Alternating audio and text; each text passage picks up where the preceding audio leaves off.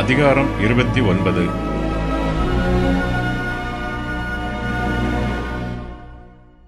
பெலிஸ்தர் தங்கள் சேனைகளையெல்லாம் ஆப்பக்கிலே கூடிவர செய்கிறார்கள்.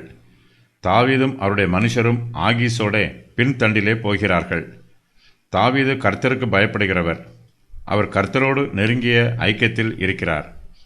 பெலிஸ்தர் இஸ்ரவேலுக்கு விரோதமாக யுத்தம் பண்ண போகிறார்கள்.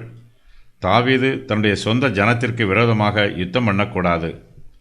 பெலிஸ்தர் இஸ்ரவேலருக்கு சத்துருக்கள். தாவீதோ பெலிஸ்தருடைய சேனையில் இருக்கிறார். கர்த்தர் தம்முடைய பெரிதான கிருபையினால் தாவீதையும் அவருடைய மனுஷரையும் பெலிஸ்தருடைய சேனையில் இருந்து விடுவித்து காத்துக்கொள்கிறார். தாவீதும் அவருடைய மனுஷரும் பெலிஸ்தருடைய சேனையிலே ஆகீசோடு பின்தண்டிலே போகிறார்கள். தாவீது தங்களோடு கூட வருவது பெலிஸ்தரின் பிரபுகளுக்கு பிடிக்கவில்லை.